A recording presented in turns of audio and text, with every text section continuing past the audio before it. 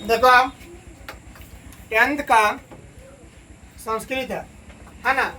मंगलम पाठ, मंगलम इस क्या होता है? कल्याणकारी। मंगलम इस क्या होता है? कल्याणकारी। ये प्रथम पाठ है और वर्ग 10 का है। इससे पिछला वीडियो में हमने पहला श्लोक को हल किए थे, पहला श्लोक का शब्दार्थ और व्याख्या भी किए थे। आज हम लोग दूसरा श्लोक कर रहे हैं।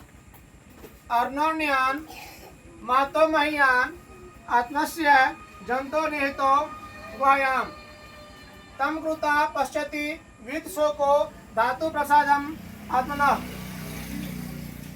मनुष्य के हृदय रूपी गुफा में अणु से भी छोटा और महान से भी महान आत्मा विद्वान है।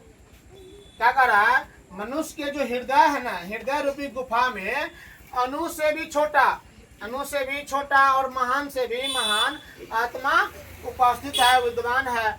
विद्वान शोक रहित होकर के, विद्वान जो है मोह माया त्याग करके यानी शोक रहित होकर के उस श्रेष्ठ परमात्मा को देखता है। ठीक है, इसका व्याख्या कर रहे हैं हम लोग। प्रस्तुत श्लोक कठ उपनिषद से संकलित और मंगलम पाठ से लिया गया है। इसमें आत्मा के स्वरूप में कहा गया, क्या कहा गया है? आत्मा के स्वरूप में कहा गया है। आत्मा के स्वरूप में तथा निवास के विषय में कहा गया है। इसमें आत्मा के स्वरूप तथा निवास के विषय में कहा गया है। विद्वानों का कहना है कि आत्मा मनुष्य के हृदय में सूक्ष्म से भी सूक्ष्म और महान से भी महान रूप में विद्यमान है। जबकि जब जीव संसारिक मोह माया का त्याग कर देता है ना, संसारिक मोह माया का त्याग कर हृदय में स्थित आत्मा से साक्षात्कार करता है, तब उसकी आत्मा महान परमात्मा में मिल जाती है और जीव सारे सांसारिक बंधनों से मुक्त।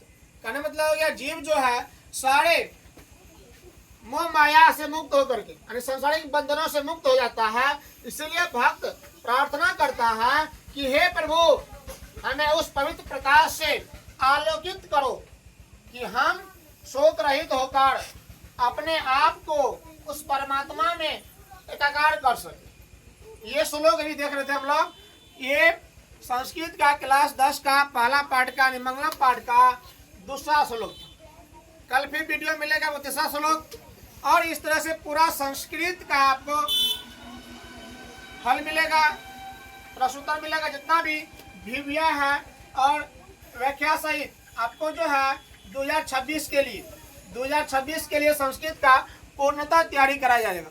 और इसमें आपको हम गारंटी लेते हैं कि संस्कृत विषय में जो है आपको कम से कम आएगा तो 97% नंबर आएगा, इससे कम नहीं आएगा। धन्यवाद।